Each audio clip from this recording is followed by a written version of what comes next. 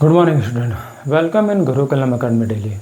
Today we shall discuss about the part 4 of Indian Constitution, that is DPSP, Directive Principle of State Policies. These policies are not mandatory for our government, but our government can use these principles while making any scheme, any rule for our public. In last class, we have already discussed the fundamental right, that is part 3 of our Indian Constitution. And we have already seen that how a citizen can go directly to the Supreme Court on the violation of his fundamental rights. In this class, we have seen some principles which are provided in our Indian Constitution for the government. आज हम देखेंगे भारत के संविधान का भाग 4, जिसको बोला जाता है नीति निर्देशक सिद्धांत। अब देखिए, मैंने आपको कई बार बताया है कि कोई भी topic, if you are reading any topic, then you have to learn step by step, word by word. आपको कोई भी टॉपिक अगर समझना है, चाहे वो कोई भी सब्जेक्ट का हो, आपको उसको ब्रेक करना पड़ेगा, एक एक वर्ड को समझना पड़ेगा। ठीक है, तो आइए देखते हैं पार्ट 4 ऑफ इंडियन कॉन्स्टिट्यूशन। देखिए यहाँ पर वर्ड क्या बोल रहा है, directive principle of state policies. ठीक है, इसको हिंदी में बोलते हैं नीति निर्देशक सिद्धांत। अब देखिए, इसको ही दोनों में ब्रेक करते हैं हम। देखिए, directive principle of state policies. देखिए, मैंने आपको एक चीज बताया था, जब भी स्टेट आएगा, राज्य आएगा, तो आप कोई स्टेट मत समझिए, इसका मतलब क्या होता है, गवर्नमेंट। ठीक है, कभी भी आप देखेंगे पॉलिटी में अगर स्टेट वर्ड यूज हो रहा है, यूनियन वर्ड यूज हो रहा है, तो वो डायरेक्ट गवर्नमेंट को इंडिकेट करता है। तो देखिए, इस गवर्नमेंट की जो पॉलिसी रहेगी उसको बनाने के लिए डायरेक्टिव यानी क्या होता है कि जो बताएगा, डायरेक्ट करेगा। प्रिंसिपल यानी क्या होता है, रूल्स। कुछ रूल्स है डायरेक्टिव प्रिंसिपल जो डायरेक्ट करेंगे, जो उसको कहीं ना कहीं निर्देश देंगे। स्टेट पॉलिसी, जब भी कोई सरकार की पॉलिसी बनेगी तो कुछ ऐसे प्रिंसिपल है जिसको फॉलो किया जाना चाहिए बाय द गवर्नमेंट। ठीक है, अब देखिए, नीति निर्देशक, नीति यानी क्या होता है, नियम। ठीक है, निर्देशक यानी क्या होता है, बताने वाले। सिद्धांत यानी क्या होता है, नियम। ठीक है, नीति निर्देशक। अब देखिए, यहाँ पर हिंदी में और कॉम्प्लिकेट हो जाता है, मैंने आपको बताया था, इसीलिए आप देखेंगे इंग्लिश के वर्डिंग थोड़ा सा कंसाइज होता है, हिंदी के वर्डिंग थोड़ा और कॉम्प्लिकेटेड हो जाता है। और जहाँ तक पहुँचना चाहिए, जो फीलिंग तक पहुँचना चाहिए, हिंदी में काफ़ी मेहनत करना पड़ता है, इंग्लिश में जल्दी पहुँच जाता है। ठीक है, तो देखिए, directive principle of state policy, sorry. अब देखिए, नीति निर्देशक सिद्धांत, मतलब नीति यानी क्या होता है, अच्छी अच्छी बातों को बताने वाले सिद्धांत। किसके लिए है ये, सरकार के लिए।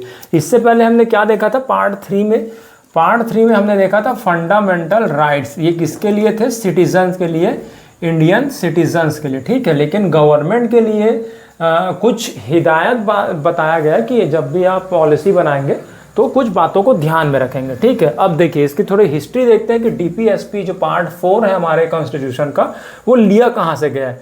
तो देखिए, ये लिया गया आयरिश कॉन्स्टिट्यूशन। आयरिश यानी आप देखेंगे आयरलैंड। मैंने आपको बताया था कि सोर्सेस ऑफ इंडियन कॉन्स्टिट्यूशन में आयरलैंड से लिया गया। अब आयरलैंड ने खुद से पैदा नहीं किया था, आयरलैंड ने भी खुद उठाया था स्पेन के कॉन्स्टिट्यूशन से। ठीक है, स्पेन एक देश है, वहाँ के कॉन्स्टिट्यूशन से। तो देखिए, ग्लोबलाइजेशन जो बोलते हैं ना, ग्लोबल वर्ड का मतलब यही होता है कि सारे वर्ड जो है एक दूसरे से कनेक्ट हो। चाहे वो हिस्टोरिकल तो कनेक्ट थे, हिस्टोरिकल तो इन्वेंशन होते रहता था, एक देश दूसरे देश पे आक्रमण करते रहता था। जोग्राफिकल भी कनेक्ट था, कहीं ना कहीं जुड़ा ही हुआ है, पूरा एक अर्थ में ही है। और उसके साथ साथ पॉलिटिकल भी कहीं ना कहीं कनेक्ट होते हैं हम एक दूसरे से। और उसके साथ साथ आप देखेंगे इकोनॉमिकल भी बहुत कनेक्ट है, अभी भी देखेंगे वर्ल्ड ट्रेड चलता रहता है और इंटरनेशनल अफेयर्स भी चलते रहते हैं। ठीक है, तो वैसे ही देखेंगे जब कॉन्स्टिट्यूशन भी बना ना, तो एक दूसरे का हम हेल्प करते रहते हैं, उसी को बोलते हैं ग्लोबल वर्ड या फिर वैश्वीकरण है ना, वैश्वीकरण केवल टेक्नोलॉजी पे नहीं हो रहा है, केवल ट्रेड पे नहीं हो रहा है, आप देखेंगे हर एक्सपेक्ट में हम एक दूसरे कंट्री से जुड़े हुए हैं, उसी को बोलते हैं ग्लोबलाइजेशन। ठीक है, तो यहाँ पर देखिए स्पेन से आयरिश ने लिया और आयरिश से हमने इंडिया में लिया। तो आप देखेंगे मैंने आपको जब रिलीजन का क्लास पढ़ाया था तो मैंने बताया था कि चाहे कोई भी अच्छी बात किसी में भी हो, हमको लेना चाहिए और हमको एक अच्छा कॉन्स्टिट्यूशन बनाना चाहिए, एक अच्छा कंट्री बनानी चाहिए ना। ऐसा नहीं है कि कोई गरीब देश है तो उसमें कोई अच्छाइयाँ नहीं हो सकती। मैंने बताया था जो कॉन्स्टिट्यूशन का अमेंडमेंट है वो हमने साउथ अफ्रीका से लिया है, जबकि साउथ अफ्रीका देखेंगे अंडर डेवलप्ड कंट्री है।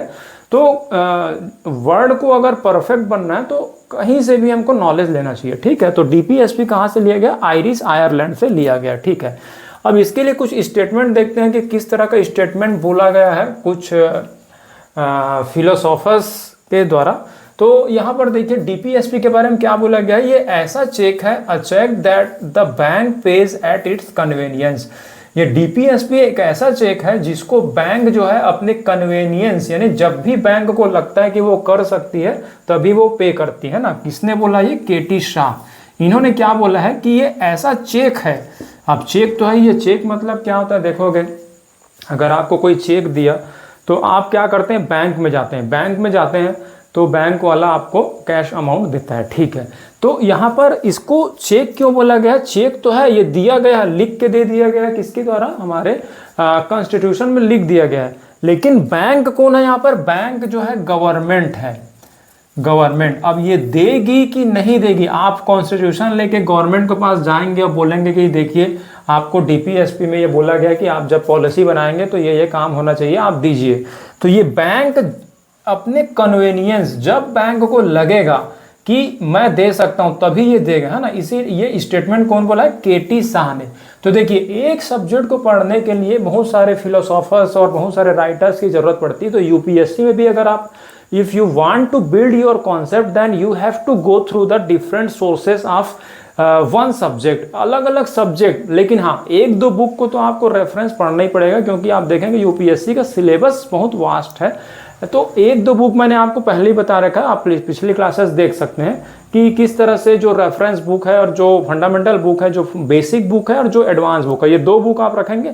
बाकी उसके साथ देखते कहीं भी रहिए, ठीक है, चारों ओर घूमते रहिए, लेकिन दो बुक को आप रखिएगा अच्छे से। ठीक है, तो यहाँ पर स्टेटमेंट हमने देख लिया। अब देखिए गोल क्या है, इसका गोल क्या है लेने का?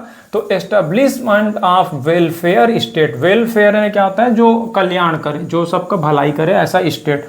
तो ये जो रूल्स है इसका क्या एम है? कॉन्स्टिट्यूशन ने इसलिए दिया है क्योंकि जो राज्य बने, अब देखिए जैसे कोई हमारा कोई छोटे बच्चे होते हैं, उनको हम क्यों अच्छी अच्छी बातें बताते हैं कि आपको ये नहीं करना चाहिए, आपको झूठ नहीं बोलना चाहिए, आपको चोरी नहीं करना चाहिए। क्यों बताते हैं? क्योंकि वो अच्छा इंसान बने। ठीक है, वैसे कॉन्स्टिट्यूशन ने हमारे स्टेट के लिए, राज्य के लिए कुछ अच्छी बातें बना सकती है ताकि वो कैसा स्टेट बने? Welfare state. वेलफेयर यानी क्या होता है? कल्याण करने वाला, कल्याणकारी। हालांकि ये सपना है, आप देखेंगे अभी कितने स्टेट वेलफेयर स्टेट है, आप तो खुद देख सकते हैं। ठीक है, लेकिन हमको पढ़ना पड़ेगा। इसीलिए आप देखेंगे theoretical, there is a big difference in theory and practical, है ना। जो थ्योरी होती है वो प्रैक्टिकल में 1% भी हो नहीं पाता। ठीक है, ये साइंस में भी पढ़ते होंगे, साइंस से ये रिलेटेड सब्जेक्ट है। ठीक है, सोशल एंड इकोनॉमिक जस्टिस। अब देखिए जस्टिस भी सोशल मिलना चाहिए, सोशली और इकोनॉमिक, ये दोनों भी यहाँ पर डीप वर्ड है। आप देखेंगे हमने मेंस का जब डिस्कशन किया था सिलेबस का, तो वहाँ पर भी देखा था, ये वर्ड आया था social justice and economic justice. कैसे कैसे दे सकते हैं आपको जानना पड़ेगा। ठीक है, वनडे एग्जाम में सोशल जस्टिस, इकोनॉमिक जस्टिस क्या होता है, क्या कैसे होता है, ये सब नहीं आपको पता रहेगा। उसमें क्या क्वेश्चन आएंगे, कहाँ से लिया गया, और कुछ आर्टिकल से आ सकते हैं। लेकिन if you want to go for the UPSC civil services then you have to know every aspect of DPSP. हर तरीके से आपको डीपीएसपी को जानना होगा। ठीक है, तो देखिए गोल इसका यही है, establishment of welfare state, social and economic justice. अब देखिए प्री के जो क्वेश्चंस है ना, वो कहीं से भी बन सकते हैं, इसीलिए आपको हर मेन स्टेप को देखना पड़ेगा और 20% पढ़ना पड़ेगा, लेकिन 80% आपको खुद से कहीं ना कहीं लॉजिक लगा करके आंसर निकालना पड़ेगा। That is the main idea of pre, क्योंकि प्री का कोई जो क्वेश्चन है वो कहीं से भी आ सकते हैं, लेकिन आपका जो बेसिक मजबूत होगा तो आप आराम से क्लियर कर सकते हैं। ठीक है, अब देखते हैं कुछ इंपॉर्टेंट आर्टिकल्स। अब देखिए आर्टिकल्स कहाँ से कहाँ तक मेंशन है इसका, 36 से 51 तक है ना, 12 से 35 यहाँ पर क्या था, फंडामेंटल राइट्स थे। ठीक है, अब 36 से 51 तक डीपीएसपी है, directive principle of state policies. तो देखते हैं इंपॉर्टेंट, सारा तो देखेंगे नहीं, मैंने आपको बताया था आर्टिकल हम सारे नहीं देखेंगे, मेन देखेंगे। तो देखिए 40 का देखते हैं, आर्टिकल 40 में क्या बताया गया, ऑर्गेनाइजेशन ऑफ विलेज पंचायत। ये ऑप्शनल था, ऑप्शनल अभी आप जैसे लेते हैं ना जब मेंस का आप तैयारी करते हैं तो ऑप्शनल सब्जेक्ट लेते हैं जो आप चूज कर सकते हैं। यहाँ पर भी ये ऑप्शनल था गवर्नमेंट के लिए, हालांकि गवर्नमेंट ने फिर पंचायत को डेवलप कर लिया था। ठीक है, आप देखेंगे तो 73 एंड 74th अमेंडमेंट जो हुआ था उसमें ये बात तो मान ले लिया गया और पंचायत का जो है कंस्ट्रक्शन हमारे रूरल एरिया के लिए कर दिया गया था। ठीक है, तो ये था डीपीएसपी में था। 41 में देखिएगा, right to work, right to education and to public assistant in certain cases. 86 amendment में देखेंगे जो कि 2002 में आया, आरटी जो अमेंड हुआ था, राइट टू एजुकेशन, उसमें भी इस बात को मान लिया गया। तो गवर्नमेंट ये सोचती है जब जब एबल होती है। अब देखिए एक क्वेश्चन आएगा कि क्यों उस समय मैंडेटरी नहीं किया गया, क्यों इनको कंपलसरी नहीं किया गया कि डीपीएसपी को लागू करो, क्योंकि उसके पास उतना पैसा नहीं था जब इंडिया फ्री हुआ था तो। लेकिन हाँ, ये बातें लिख दी गई थी कि जब जब if you will be able to do something then you should do this thing. ये बोला गया था कि जब आप एबल हो जाएंगे तो आप धीरे धीरे इसको एम्प्लाई करते जाएंगे इन मेकिंग योर पॉलिसीज। ठीक है, इसीलिए उस समय इसको कंपलसरी नहीं किया गया था कि नहीं अभीज करो अभीज करो अभीज करो। जैसे कोई प्लानिंग होता है ना, हम भी क्या करते हैं, सपना तो देख लेते हैं कि कार लेंगे, बंगला लेंगे, घर लेंगे, लेकिन वो कब साकार होता है, जब पैसा आता है तब। सेम वैसी गवर्नमेंट के लिए भी था, गवर्नमेंट के पास उस समय पैसा नहीं था, तो ये बातें लिख दी गई थी, जैसे जैसे पैसा आते जाएगा वैसे वैसे आप गोल को पूरा करते रहना। ठीक है, तो यहाँ पर देखिए 86 अमेंडमेंट में इसने किया। अब देखिए इसमें बात चल रहा है अभी 44th आर्टिकल है, uniform civil code for the citizen. Uniform यानी क्या होता है, एक जैसा, सिविल यानी क्या होता है, लोग, कोड यानी नियम, फॉर द सिटीजन मतलब आप देखेंगे रिलीजन के बेस पे मैंने बताया था यूसीसी जो है अभी एक राज्य जो है वो लागू कर चुका है यूसीसी। बताना कमेंट में आप बताइएगा कि कौन सा वो स्टेट है जो कि यूसीसी अमेंड कर चुका है, एग्जीक्यूट कर चुका है अपने स्टेट में। और देश के लिए बात चल रही यूनिफॉर्म सिविल कोड। अब देखिए यूनिफॉर्म यानी क्या होता है, एक समान, एक समान। अब इसमें बहुत बड़ा क्वेश्चन मार्क उठ सकता है कि कैसे। अब कोड जो होगा, जो नियम कानून होगा, अभी आप देखेंगे हिंदू रिलीजन का अलग कुछ चलता है, मुस्लिम रिलीजन्स का अलग कुछ रूल चलता है, सिखिज्म का अलग रूल चलता है, और अलग अलग रिलीजन के बेस पे अलग अलग रूल्स चलते हैं। उसको एक करना बहुत ही चैलेंज भरा काम होगा गवर्नमेंट के लिए। तो आने वाले समय में देखना होगा कि वो एक कर पाते हैं कि नहीं कर पाते हैं। लेकिन ये बोला गया है कब, ये बोला गया था जब कॉन्स्टिट्यूशन लाया गया था, तभी बोल दिया गया था 44th आर्टिकल में। तो ये इंपॉर्टेंट है, याद रखिएगा, यूनिफॉर्म सिविल कोड, ये सपना देख लिया गया था उसी समय। लेकिन जब आप एबल हो जाएंगे, जब लोग पढ़ लिख लेंगे, जब लोगों को पता चलेगा कि अब हमको एक देश एक कानून की जरूरत है, तो अब आप ये लागू कीजिएगा। तो अभी चल रहा है कोशिश, देखते हैं कि हो पाता है या नहीं हो पाता, या और टाइम लगेगा। 48 जो आर्टिकल है उसमें देखिए 48 में क्या बोला गया, organisation of the agriculture and animal husbandry. Organisation भी करना है एग्रीकल्चर का एंड एनिमल हस्बेंड्री यानी पशुपालन।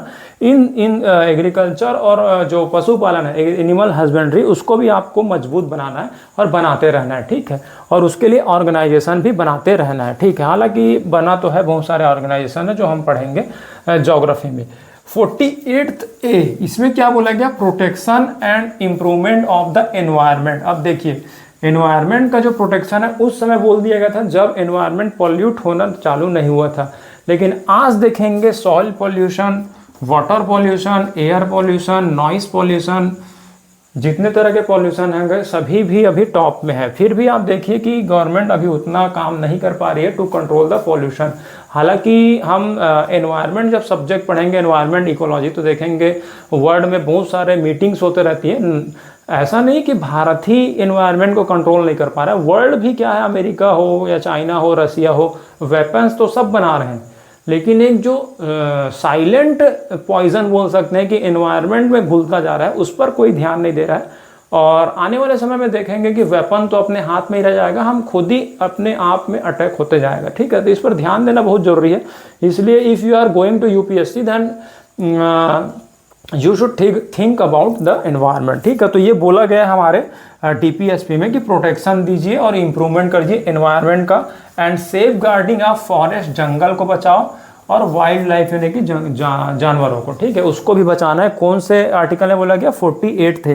थोड़े से आर्टिकल है, इसको आपको लर्न करना पड़ सकता है for your essay and for your GS papers. कभी भी आप इसको आर्टिकल के थ्रू लिख सकते हैं। और भी हम देखते हैं कुछ और आर्टिकल्स।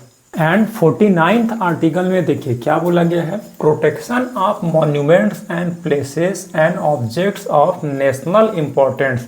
आप देखेंगे archaeological survey of India, ACI जो है, जैसे रेड फोर्ट हो गया, ताजमहल हो गया, ये सबको क्या है, प्रोटेक्शन देती है। तो ये बोला गया था कि आज़ादी के बाद जो भी ऐसे मॉन्यूमेंट्स होंगे, उसको प्लेसेस होंगे, ऑब्जेक्ट्स होंगे, उसको क्या है, सिक्योरिटी देना है। तो ये तो अमेंड हो चुका है, ये आपसे एग्जीक्यूट हो चुका है। ठीक है, 50 में क्या बोला गया, separation of judiciary from executive. देखिए मैंने बताया था पहले भी ना, GOD गॉड, जनरेटर, ऑर्गेनाइजेशन और डिस्ट्रॉयर, इसी फॉर्मूला पे क्या है, पूरा पॉलिटी बेस्ड है। आप देखेंगे legislative and executive and judiciary, एलिजे, ये याद रखना, एलिजे, लीजा है ना, जुडिशरी लीजू बोल सकते हैं, लीजू, इसी पे पूरा जो है पॉलिटी टिका हुआ है। तो एग्जीक्यूटिव जो है काम कराने वाला, और ये जुडिशरी दोनों अलग अलग होगा ना, तभी तो आप देखेंगे जस्टिस मिल पाएगा। अब देखिए मैं ही मान लो किसी रूल को एग्जीक्यूट कराऊंगा, और मैं ही ये जांच करूंगा कि मैं रूल सही से एग्जीक्यूट हुआ या नहीं हुआ है, तो कहीं ना कहीं आप देखेंगे डिफरेंस आ सकते हैं, और मैं अपने काम को गलत क्यों बोलूँगा।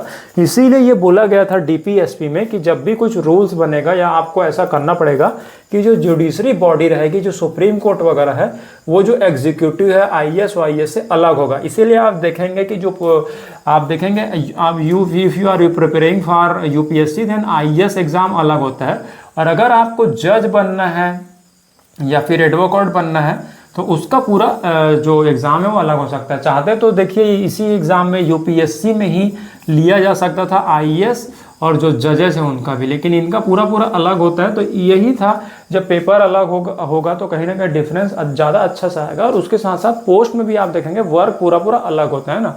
अब एक ही पेपर के थ्रू जाते हो तो कहीं ना कहीं मिसमैच हो जाता है, दोनों की मेंटालिटी एक ही रहती है। अब जज जो बनना है उसको अलग सिलेबस पढ़ना पड़ता है, IAS जो बनना है उसको अलग पढ़ना पड़ता है। तो जब पढ़ी पहले अलग रहे हैं, एग्जाम भी अलग दे रहे हैं, तो कहीं ना कहीं आप देखेंगे ऑफिस भी अलग होता है, और जो सेपरेशन है वो फुलफिल हो गया है। 51 में क्या बोला गया, promotion of international peace and security.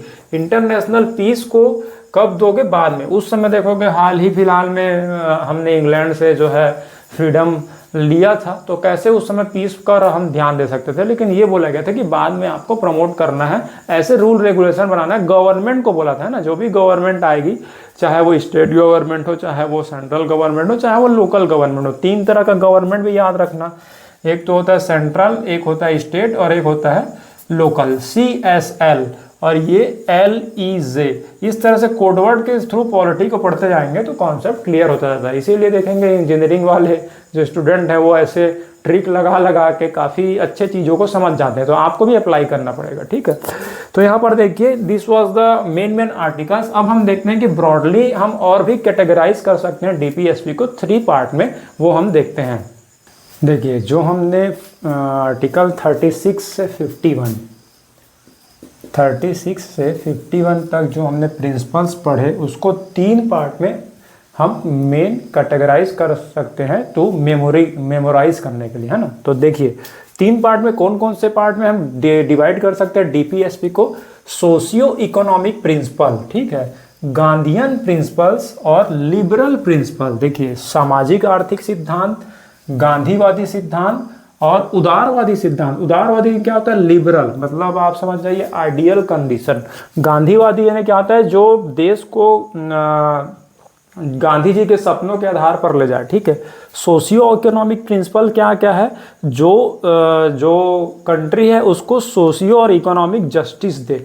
तो जो हमने 36 से 51 तक जो प्रिंसिपल पढ़े उसको हमने 3 पार्ट में कैटेगराइज कर दिया कि डीपीएसपी जो है बेसिकली 3 तरह के होते हैं, और इससे मेमोराइज करने में इजी होगा। और कभी भी जैसे कोई क्वेश्चंस आता है, प्री में भी आ सकता है, मेंस में भी आ सकता है, तो आप स्टोरी की तरह पढ़े रहेंगे तो आपको ये पता भी रहेगा, ठीक है। तो देखिए सबसे पहला सोशियो इकोनॉमिक प्रिंसिपल क्या बोला जा रहा है। पहला, adequate means of livelihood to all citizen.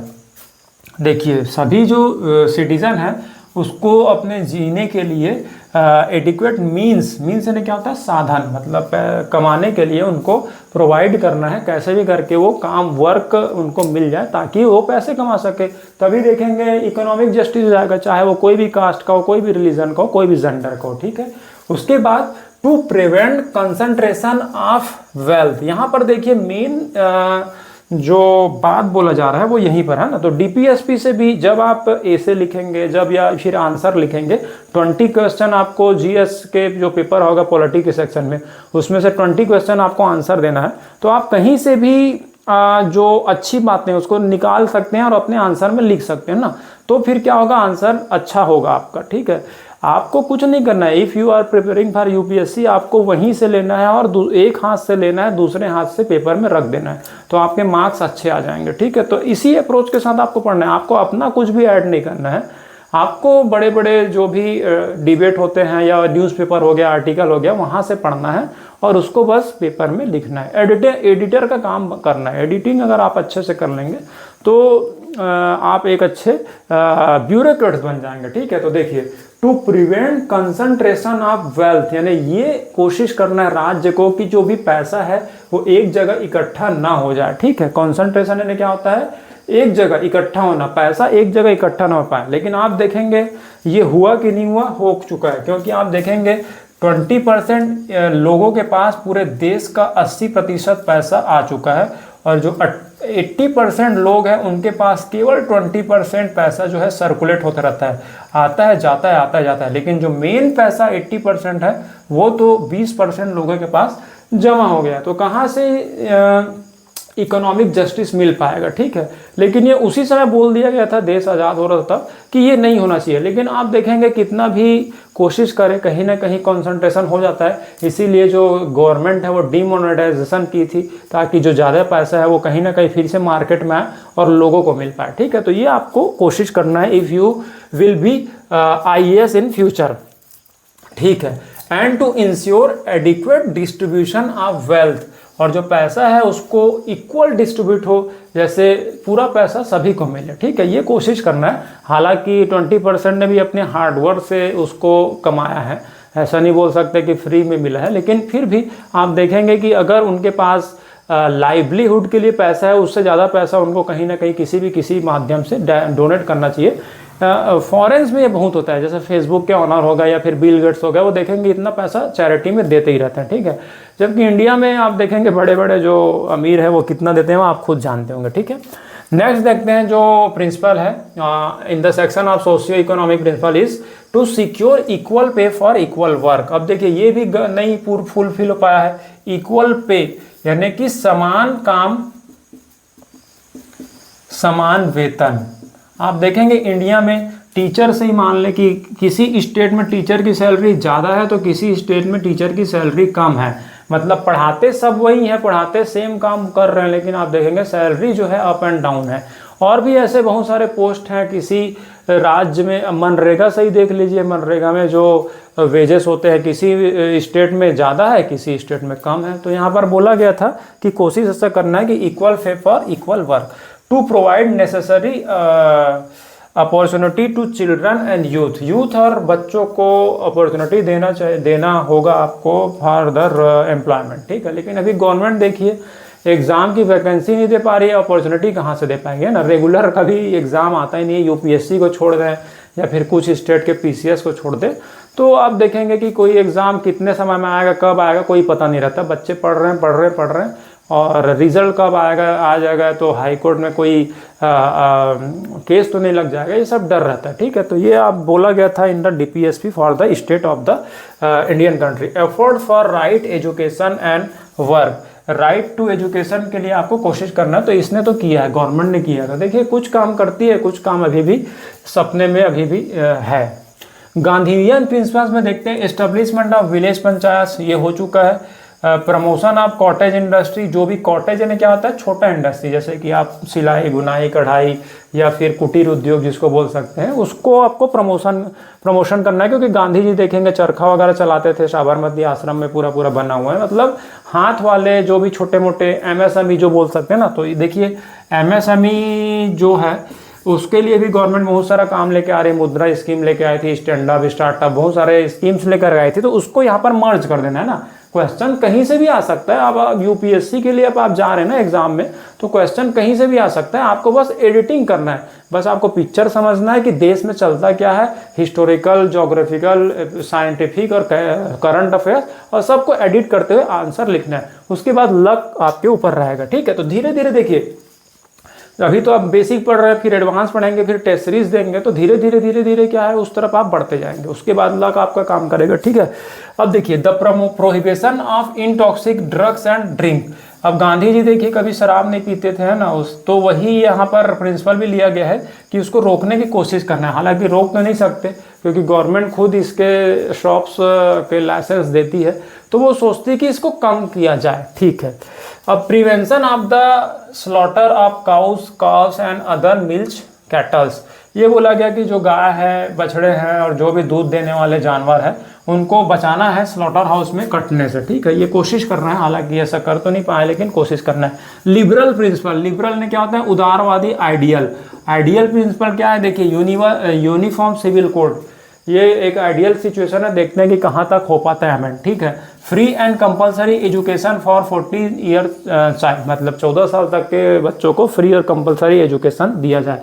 हालांकि एजुकेशन दिया तो जा रहा है, लेकिन वो क्या है, थ्योरेटिकल एजुकेशन है कि आप पास होते जाओ, पास होते जाओ, पास होते जाओ, प्रैक्टिकल उनको नहीं मिल रहा। ठीक है, लेकिन हमको कोशिश करना है सब मिल करके कि बैलेंस्ड एजुकेशन दे। अब देखिए separation of judiciary from executive, ये तो मैंने बताया था और ये कहीं ना कहीं अभी हो चुका है, जुडिशरी से एग्जीक्यूटिव।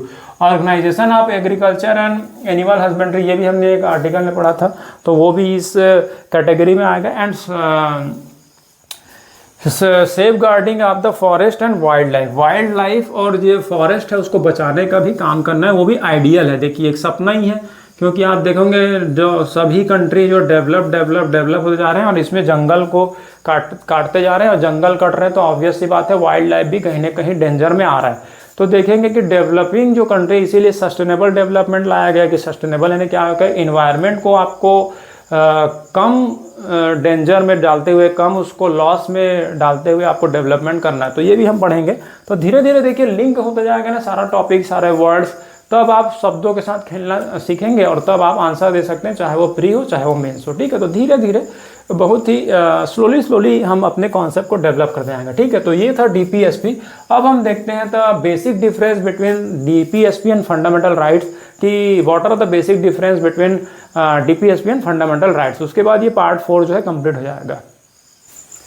देखिए अब देखते हैं difference between fundamental rights and directive principle. हमने दोनों पार्ट पढ़ लिया, ये पार्ट 3 में हमने पढ़ा था और ये अभी पार्ट 4 में पढ़ लिया। ठीक है, थोड़ा थोड़ा कंपैरिजन करेंगे ना, तो कंपैरिजन से क्या है, मेमोरी हमारी स्ट्रांग होती है। तो धीरे धीरे if you are going for the UPSC, चाहे आप कहीं भी देख रहे हैं, चाहे आप गांव से हैं, सिटी से हैं, धीरे धीरे कॉन्सेप्ट डेवलप करेंगे, धीरे धीरे कॉन्सेप्ट डेवलप करेंगे, फिर आप उस लायक हो पाएंगे कि प्रश्नों को समझ पाए, चाहे वो प्री हो, प्रारंभिक परीक्षा हो, चाहे मुख्य परीक्षा हो, प्रीलिम्स हो या मेंस हो या इंटरव्यू, है ना। तो जब आप अपने पैरों में खड़े हो पाएंगे तब तो आप दौड़ पाएंगे ना। तो पैरों में खड़े होना यानी क्या होता है, बेसिक, और दौड़ना यानी क्या होता है, एडवांस। तो जब आप खड़े हो रहे हैं, धीरे धीरे बेसिक आपका स्ट्रांग होगा, धीरे धीरे शब्दों को टर्म को पढ़ेंगे, जानेंगे, तब आप एबल हो जाएंगे। नॉर्मल सी चीज़ है। अगर आप सक्सेस नहीं भी ले पाते हैं तो भी कहीं ना कहीं आप इसको अप्लाई कर सकते हैं, ये आपको खुद डिसाइड करना पड़ेगा, ये आपको खुद पता चल जाएगा। ठीक है, लेकिन हम कोशिश करेंगे, उसको पकड़े रहेंगे, इसको यूपीएससी को। ठीक है, तो देखिए फंडामेंटल राइट्स जो है ये किसके लिए, for the citizen of India, यानी इंडिया के सिटीजन्स के लिए। ठीक है, डीपीएसपी फॉर स्टेट, और उसी को क्या बोलते हैं हम, गवर्नमेंट, है ना। तो यहाँ पर देखेंगे डीपीएसपी जो है गवर्नमेंट के लिए है। लिमिटेशन, जो फंडामेंटल राइट है वो लिमिटेशन अपॉन स्टेट, जो गवर्नमेंट है उसके पावर को कम कर देता है, कौन, फंडामेंटल राइट्स। जबकि डीपीएसपी क्या है, इंस्ट्रक्शंस है टू द स्टेट कि वो ये सब को माने। जब भी वो नियम कानून बनाएंगे लोगों के लिए तो उसको ये बातों को ध्यान रखना चाहिए। तो दिस आर द इंस्ट्रक्शन। अब थर्ड देखिए, इन्फोर्सेबल बाय द कोर्ट, अगर आपके फंडामेंटल राइट्स का वायलेशन होता है तो आप डायरेक्टली सुप्रीम कोर्ट जा सकते हैं। लेकिन अगर जैसे इक्वल, मैंने बताया था equal pay for equal work, यानी समान काम समान वेतन, हालांकि कई जो एम्प्लॉयज़ है वो इसके डिमांड करते रहते हैं, लेकिन उसके लिए वो कोर्ट नहीं जा सकते। क्यों? क्योंकि not enforceable by the court, ये कोर्ट के द्वारा इन्फोर्सेबल नहीं है, ठीक है।